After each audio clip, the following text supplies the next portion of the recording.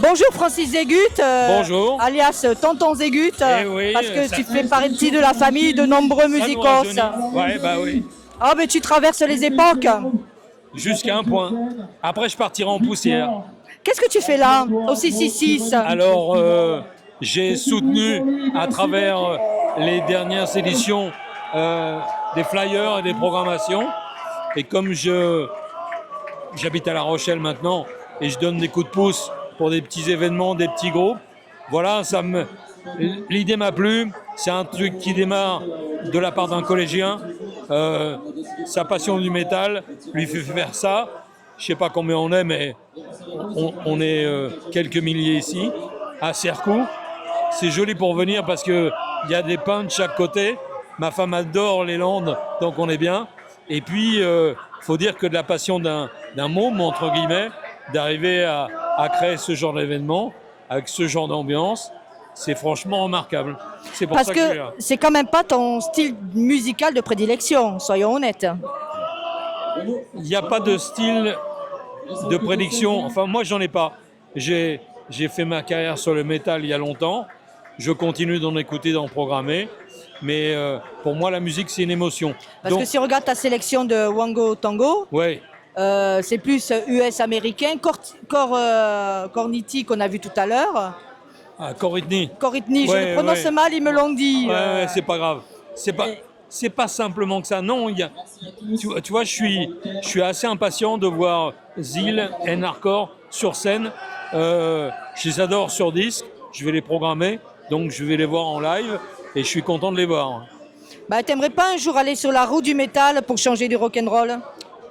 La route du blues, c'est quand même sympathique. Ouais, moi j'avoue. Ça remonte un peu tout le monde aux racines. C'est que la musique, elle vient de là, du blues, comme le chantait le regretté Johnny. Mais avant tout aussi, le blues, c'est de la musique africaine. Donc, il y a une sorte d'échange, d'ouverture, moi, qui me plaît. J'ai pas d'étiquette, même si je préfère certaines choses. Je me rends compte, et tant mieux pour nous, que la diversité fait que la musique va toucher des gens plus ou moins qui sont enclins à aimer les riffs ou les hurleries ou les trucs beaucoup plus cool avec de l'électro. Moi, je suis dans ça, je suis dans l'empathie musicale. Parce que de toute manière, la base de toutes les musiques modernes, si on enlève le classique qui est respectable et qu'on se doit de respecter, c'est quand même les accords de blues. On le trouve dans le rock'n'roll, on le trouve dans le hard rock, on le trouve dans le métal. Bien sûr. Et sans ces accords-là, on n'a pas de musique. On n'a pas de musique. Même les Rolling Stones sont fans les de Rolling blues. Stones, au début, c'était du blues. Les Beatles ont repris des gars qui ont fait du rock'n'roll. Le rock'n'roll, c'est un mix entre le rhythm and blues et la country. Il y a déjà la mixité de cette histoire de musiques différentes dans le rock'n'roll qui est né au début des années 50 aux États-Unis, alors que le blues, si on se repenche dessus, c'est plutôt vers les années 20 et plus tard. Donc, j'ai pas de frontières. Mais dans le punk, il y avait du blues aussi, parce que quand on écoute les Clash, et Joe Strummer était fan de blues, quoi. Il était fan de toutes les musiques, d'où l'album hommage de London Calling, quoi. Il était fan de reggae aussi. De reggae, Jimmy Jazz, il y a tout ça. Voilà, il faut pas s'enfermer sur des choses, il faut rester curieux. Voilà, la curiosité, je trouve que c'est la plus belle des qualités, non pas un défaut. Et puis la musique est un vecteur. Bien sûr, c'est un langage universel. C'est-à-dire qu'on peut retrouver des dizaines de nationalités dans un concert qui vont reprendre un refrain ou chanter sur un morceau de musique. C'est formidable. Toi, tu es quand même un personnage et une institution dans le paysage musical français. Tu es officier sur RTL2 aussi, le soir, on peut t'écouter avec ta douce voix, ton empathie. Et tu as beaucoup de jeunes que tu touches aussi, en fait. Tout le monde vient te voir, tout le monde t'appelle tonton, donc c'est pas pour rien. J'ai plein de neveux, donc je suis content. Moi, je me considère comme un passeur. C'est-à-dire que la curiosité fait que je vais m'arrêter sur un truc ou un autre. Je vais le passer en radio, que ça plaise à 10 000 ou à une personne, je suis heureux. Je suis heureux. Les années sont vite passées. Hein. Oui, 71 ans maintenant. Ça passe vite. Hein. Ça passe. Alors, présente-nous, parce que là, tu as un livre que tu pourrais montrer à la caméra. Alors, la playlist by Zegut. Alors ça... si tu as envie de nous en parler, ça serait cool. Et que les gens puissent aussi sur le 666, je ne sais pas si tu as eu des retours ou beaucoup de gens qui sont venus. Oui. Mais au moins, dis-nous-en un mot que les gens puissent connaître. Alors, ça c'est l'histoire de 4 caricaturistes qui habitent à côté de Clermont-Ferrand. Il y en a un qui m'a contacté par Internet et qui m'a dit, depuis le temps, tu dois avoir des choses à raconter. Fais-nous une playlist et on va faire les caricatures. Donc, à l'intérieur, il y a aussi bien les Beatles que Prince, que Aretha Franklin.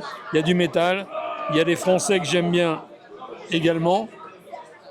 Et je raconte donc des anecdotes, des interviews, une nuit que j'ai passée à déconner avec Lémi, des incidents de studio pendant des émissions, des enregistrements, des anecdotes de voyage aussi également.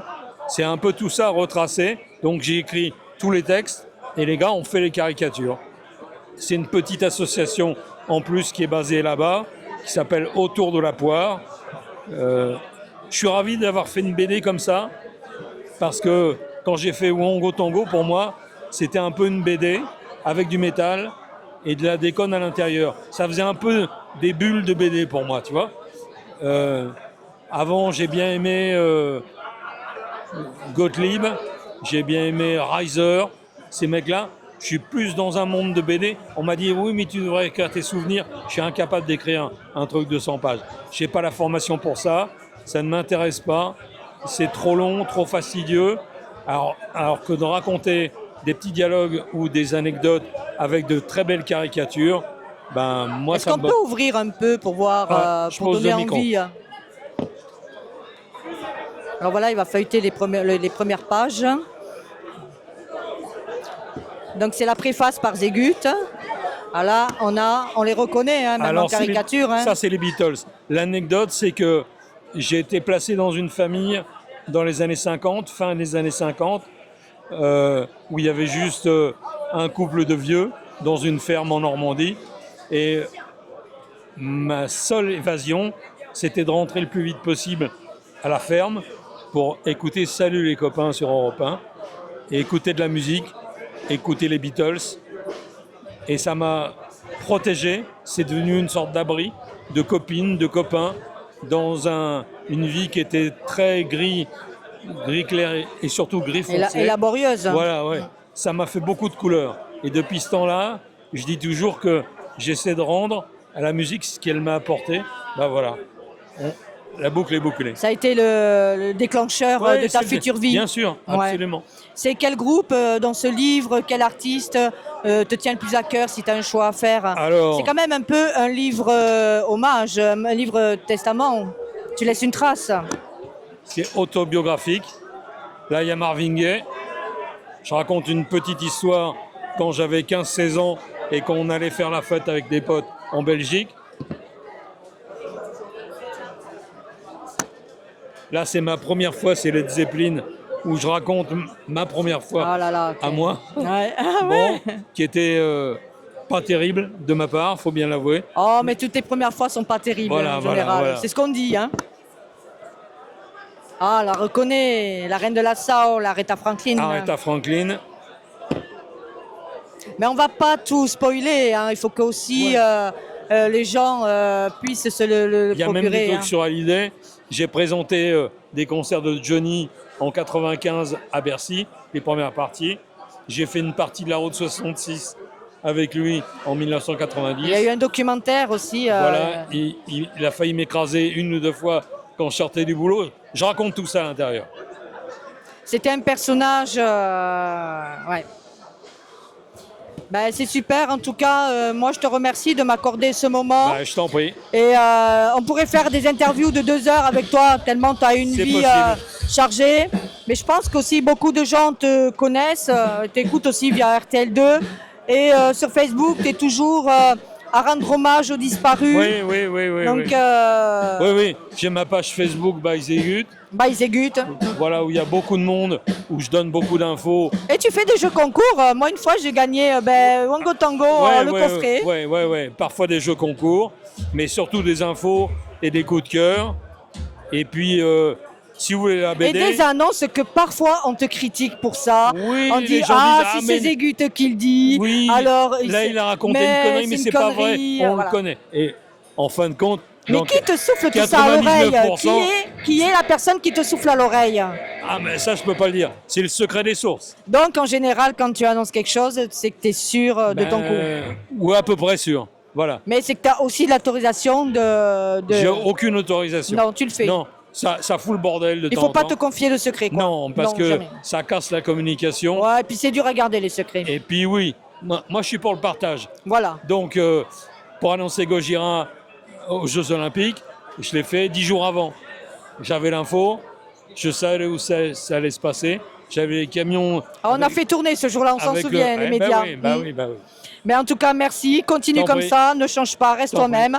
Et n'oubliez pas qu'il y a Bouliac, si tu veux dire un mot. Bouliac, on the Rock. On the Rock, c'est à Bouliac. À Bouliac. Au-dessus de Bordeaux, pas loin voiture de Voiture américaine, ancienne.